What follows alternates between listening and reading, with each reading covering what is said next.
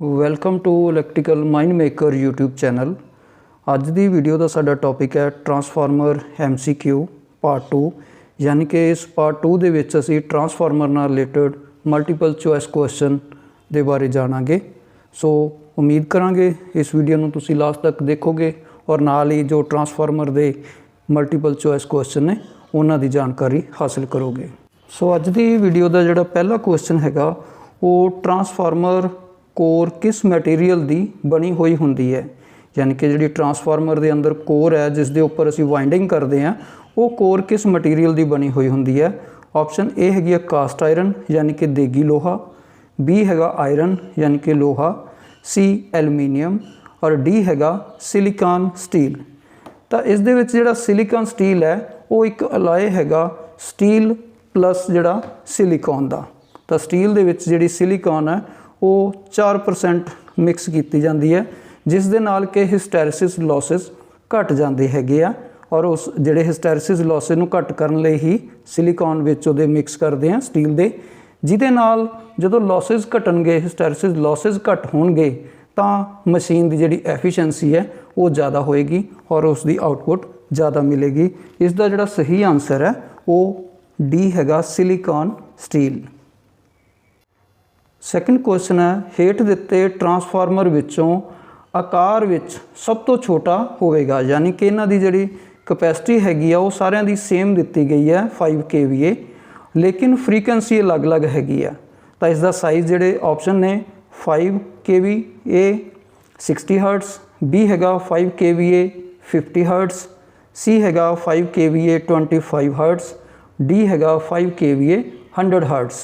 तो इन्हां दी जिहड़ी कैपेसिटी हैगी वो सारियां दी सेम है 5 kVA लेकिन फ्रीक्वेंसी अलग हैगी है।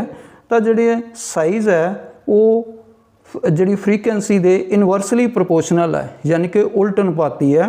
जे फ्रीक्वेंसी जिस दी ज़्यादा हैगी आ उसका साइज़ घट होवेगा और जिस दी फ्रीक्वेंसी घट होवेगी उसका साइज़ ज़्यादा होवेगा।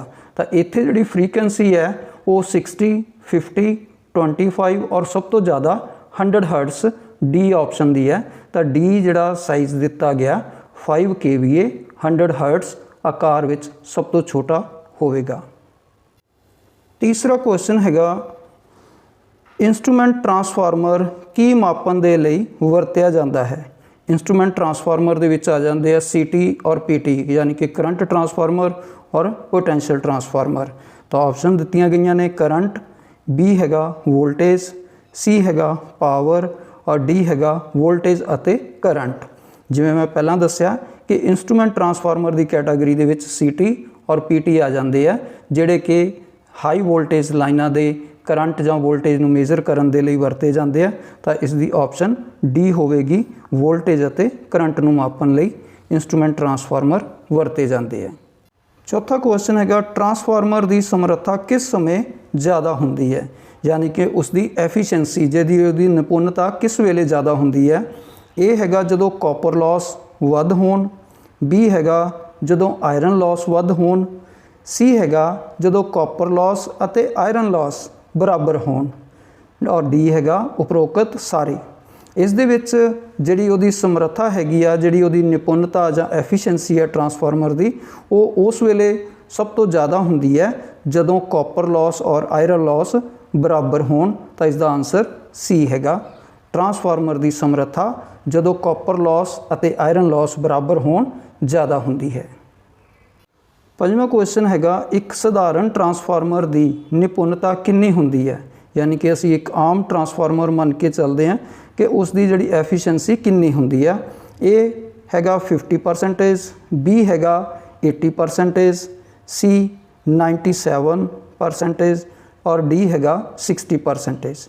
तो जिहड़े दूसरियां मशीन ने उन्हां दे विच रोटेटिंग पार्ट है जां एक पावर जिहड़ी हैगी आ मकैनिकल पावर तो इलैक्ट्रीकल जां इलैक्ट्रीकल तो मकैनिकल चेंज होंदी है। तो उहदे विच जिहड़े मूविंग पार्ट ने जिहदे कारण सानूं लॉसिस होण दे कारण सानूं एफिशिएंसी जिहड़ी आ मशीन दी घट मिलदी, आउटपुट घट मिलदी है। तो ट्रांसफार्मर एक स्टैटिक डिवाइस है, इस दे विच कोई घूमन वाला पार्ट नहीं हुंदा और जिहड़े लॉसिस है इस दे विच बाकी मशीनां दे मुकाबले घट हुंदे आ। तो इसदी जिहड़ी एक सधारण ट्रांसफार्मर की एफिशिएंसी 97 मनी गई है, तो इसका आंसर सी हैगा 97%। छेवां क्वेश्चन है किसी ट्रांसफार्मर दे विच ब्रीदर का काम की हुंदा है। किसी ट्रांसफार्मर दे विच ब्रीदर का की काम हुंदा है। ए हैगा ट्रांसफार्मर के तेल नूं फिल्टर करना है, बी हैगा वाइंडिंग नूं ठंडा रखना है, सी हैगा टैंक विच तेल दे पद्धर नूं निर्धारित करना है यानी कि उस नूं लैवल विच रखना है, डी हैगा टैंक विच नमी वाले प्रवाह नूं रोकना। तो पहला नाल दसदे हैं कि असीं जिहड़े ब्रीदर की गल कर रहे हो हुंदा की है।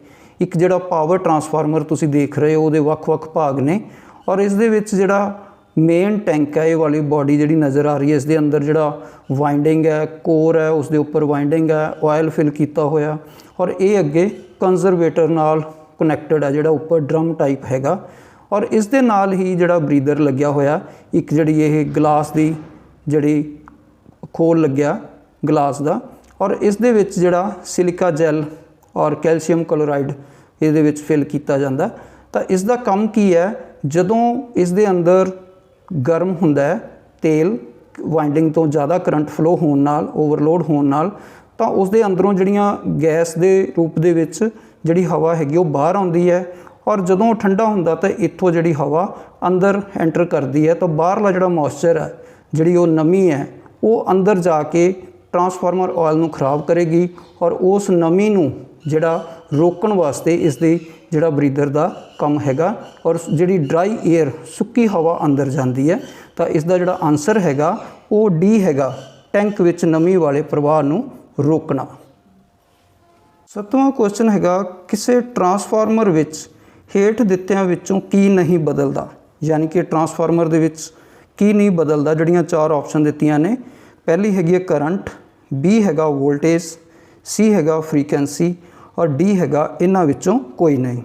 तो ट्रांसफार्मर का काम की है, वोल्टेज नूं अप और डाउन करना। स्टैप अप ट्रांसफार्मर वोल्टेज नूं इनक्रीज़ करता है और स्टैप डाउन ट्रांसफार्मर वोल्टेज नूं डिक्रीज़ करता है, यानी कि घटाउंदा प्राइमरी तो। सो उस समय जदों असीं वोल्टेज वधाउने आ तो करंट घट जाता है और जे वोल्टेज घट करते हैं तो करंट वध जाता।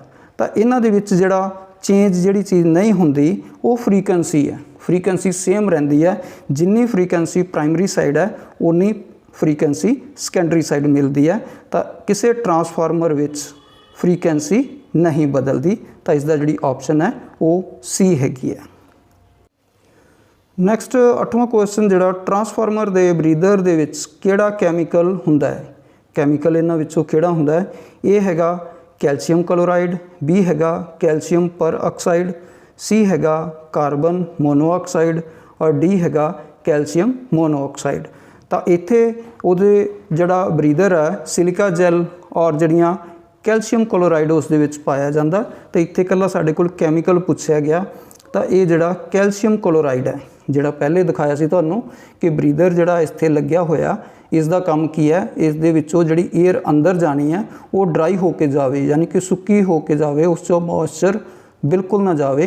तो इस दे कारण जिहड़ा इहदी वाइंडिंग है, जिहड़ा इस दे अंदर ऑयल है वो मॉइस्चर फ्री होवे, इस करके इस दे विच जिहड़ा कैल्शियम क्लोराइड पाया जाता। तो ऑप्शन ए सही हैगी 8वें क्वेश्चन की।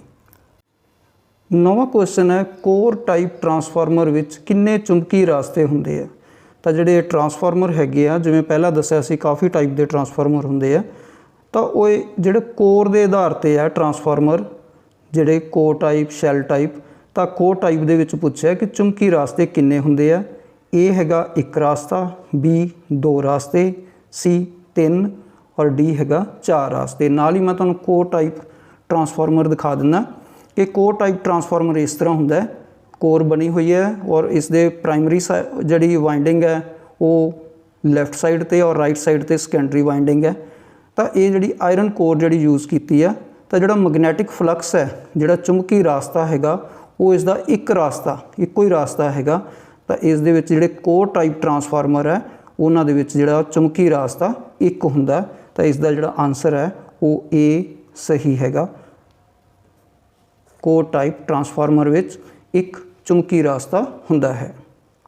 10वां क्वेश्चन हैगा शैल टाइप ट्रांसफार्मर विच किन्ने चुंबकी रास्ते हुंदे है।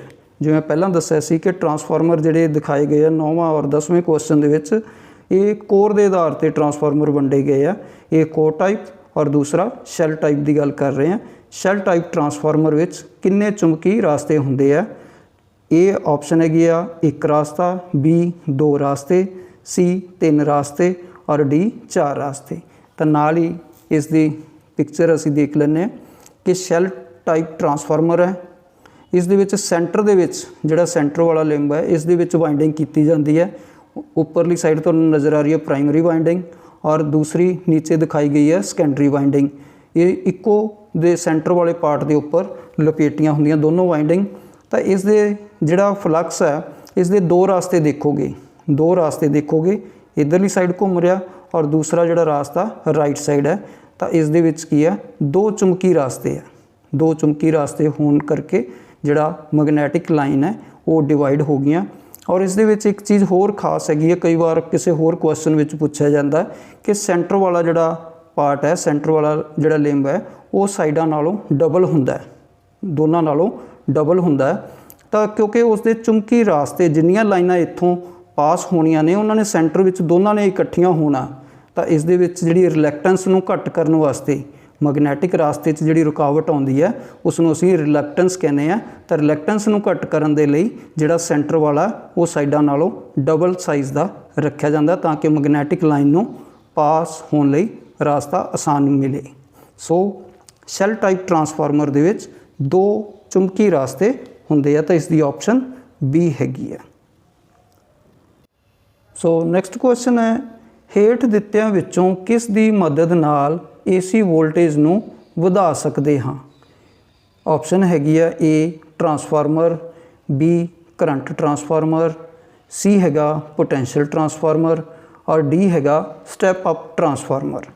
ਤਾਂ ਜਿਵੇਂ ਅਸੀਂ ਲਾਸਟ ਕੁਐਸਚਨਾਂ 'ਚ ਗੱਲ ਕੀਤੀ ਸੀ ਕਿ ਕਰੰਟ ਟਰਾਂਸਫਾਰਮਰ ਔਰ ਪੋਟੈਂਸ਼ੀਅਲ ਟਰਾਂਸਫਾਰਮਰ ਜਿਹੜੇ ਇੰਸਟਰੂਮੈਂਟ ਜਿਹੜੇ ਟਰਾਂਸਫਾਰਮਰ ਹੈਗੇ ਆ ਔਰ ਉਹ ਹਾਈ ਕਰੰਟ ਔਰ ਹਾਈ ਵੋਲਟੇਜ ਨੂੰ ਮੇਜ਼ਰ ਕਰਨ ਲਈ ਵਰਤਦੇ ਆ। ਇੱਥੇ ਪੁੱਛਿਆ ਕਿ ਅਸੀਂ ਵਧਾ ਕਿਸ ਨਾਲ ਸਕਦੇ ਹਾਂ। ਟਰਾਂਸਫਾਰਮਰ ਦਾ ਕੰਮ ਹੈ ਵੋਲਟੇਜ ਨੂੰ ਅਪ ਔਰ ਡਾਊਨ ਯਾਨੀ ਕਿ ਸਟੈਪ ਅਪ ਸਟੈਪ ਡਾਊਨ ਕਰਨਾ, ਵਧਾਉਣਾ ਘਟਾਉਣਾ। ਲੇਕਿਨ ਇੱਥੇ ਨਾਲ ਹੀ ਆਪਸ਼ਨ ਦਿੱਤੀ ਹੈ ਸਟੈਪ ਅਪ ਟਰਾਂਸਫਾਰਮਰ। ਤਾਂ ਜਿਹੜਾ ਸਟੈਪ ਅਪ ਟਰਾਂਸਫਾਰਮਰ ਦਾ ਕੰਮ ਹੈ ਵੋਲਟੇਜ ਨੂੰ ਪ੍ਰਾਇਮਰੀ ਸਾਈਡ ਨਾਲੋਂ ਸੈਕੰਡਰੀ ਸਾਈਡ ਵਧਾ ਕੇ ਦੇਣਾ। ਤਾਂ ਇੱਥੇ ਇਸ ਤਰ੍ਹਾਂ ਦੇ ਕੁਐਸਚਨ ਘੁਮਾ ਕੇ ਪੁੱਛੇ ਜਾਂਦੇ ਆ। ਕਈ ਵਾਰ ਅਸੀਂ ਸਿੰਪਲ ਟਰਾਂਸਫਾਰਮਰ 'ਤੇ ਟਿਕ ਕਰ ਦਿੰਦੇ ਹਾਂ, ਲੇਕਿਨ ਇੱਥੇ ਜੋ ਪੁੱਛਿਆ ਗਿਆ AC ਵੋਲਟੇਜ ਨੂੰ ਵਧਾ ਸਕਦੇ ਹਾਂ ਤਾਂ ਨਾਲ ਸਟੈਪ ਅਪ ਟਰਾਂਸਫਾਰਮਰ ਦੀ ਆਪਸ਼ਨ ਵੀ ਦਿੱਤੀ ਹੈ। ਤਾਂ ਇਸ ਦਾ ਆਨਸਰ D ਹੋਵੇਗਾ। ਨੈਕਸਟ ਕੁਐਸਚਨ ਵੀ ਉੱਪਰ ਵਾਲੇ ਕੁਐਸਚਨ ਨਾਲ ਮਿਲਦਾ ਜੁਲਦਾ ਹੈ। ਹੇਠ ਦਿੱਤਿਆਂ ਵਿੱਚੋਂ ਕਿਸ ਦੀ ਮਦਦ ਨਾਲ AC ਵੋਲਟੇਜ ਨੂੰ ਘਟਾ ਸਕਦੇ ਹਾਂ? ਇੱਥੇ ਆਪਸ਼ਨ ਦਿੱਤੀਆਂ ਨੇ step up transformer, B transformer, C ਹੈਗਾ ਸਟੈਪ ਡਾਊਨ ਟਰਾਂਸਫਾਰਮਰ ਔਰ D ਹੈਗਾ ਕਰੰਟ ਟਰਾਂਸਫਾਰਮਰ। ਤਾਂ ਸਾਡਾ ਜਿਵੇਂ ਪਹਿਲਾਂ ਦੱਸਿਆ ਗਿਆ ਤੁਹਾਨੂੰ ਕਿ ਸਟੈਪ ਅਪ ਟਰਾਂਸਫਾਰਮਰ ਵੋਲਟੇਜ ਨੂੰ ਇਨਕਰੀਜ਼ ਕਰਨ ਵਾਸਤੇ ਔਰ ਜਿਹੜਾ ਸਟੈਪ ਡਾਊਨ ਟਰਾਂਸਫਾਰਮਰ ਹੈ ਉਹ ਪ੍ਰਾਇਮਰੀ ਸਾਈਡ ਤੋਂ ਸੈਕੰਡਰੀ ਸਾਈਡ ਦੀ ਜਿਹੜੀ ਵੋਲਟੇਜ ਨੂੰ ਜਦੋਂ ਘੱਟ ਚਾਹੀਦੀ ਹੈ, ਅਸੀਂ ਘਟਾਉਣੀ ਹੈ, ਤਾਂ ਸਟੈਪ ਡਾਊਨ ਟਰਾਂਸਫਾਰਮਰ ਯੂਜ਼ ਕਰਦੇ ਹਾਂ। ਤਾਂ ਇਸ ਦੀ ਆਪਸ਼ਨ C ਹੈਗੀ ਆ। ਤਾਂ ਨਾਲ ਹੀ ਤੁਹਾਨੂੰ ਸਮਝਾ ਦਿੰਦਾ ਮੈਂ ਕਿ ਟਰਾਂਸਫਾਰਮਰ ਦੇ ਅੰਦਰ 2 ਵਾਈਂਡਿੰਗ ਹੁੰਦੀਆਂ ਨੇ। ਟਰਾਂਸਫਾਰਮਰ ਦੇ ਵਿੱਚ ਇੱਕ ਜਰਨਲ ਟਰਾਂਸਫਾਰਮਰ ਦੀ ਗੱਲ ਕਰਦੇ ਹਾਂ, ਸਧਾਰਨ ਟਰਾਂਸਫਾਰਮਰ ਦੀ।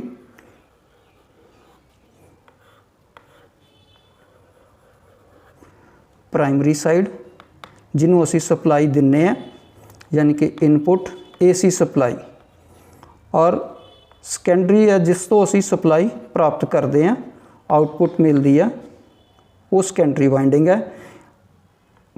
ਕੋਰ ਆ ਗਈ ਔਰ ਆਪਸ ਵਿੱਚ ਇਹਨਾਂ ਦਾ ਇਲੈਕਟ੍ਰੀਕਲੀ ਕੋਈ ਲਿੰਕ ਨਹੀਂ ਹੁੰਦਾ, ਮੈਗਨੈਟਿਕਲੀ ਜਿਹੜੀਆਂ ਜੁੜੀਆਂ ਨੇ, ਇਲੈਕਟ੍ਰੀਕਲੀ ਇਹਨਾਂ ਦਾ ਆਪਸ 'ਚ ਵਾਇਰ ਕੋਈ ਆਪਸ 'ਚ ਨਹੀਂ ਜੁੜੀ ਹੋਈ। ਪ੍ਰਾਇਮਰੀ ਅਲੱਗ ਹੈ, ਸੈਕੰਡਰੀ ਅਲੱਗ ਹੈ। ਪ੍ਰਾਇਮਰੀ ਨੂੰ ਅਸੀਂ ਸਪਲਾਈ ਦਿੰਦੇ ਹਾਂ, ਸੈਕੰਡਰੀ ਤੋਂ ਪ੍ਰਾਪਤ ਕਰਦੇ ਹਾਂ।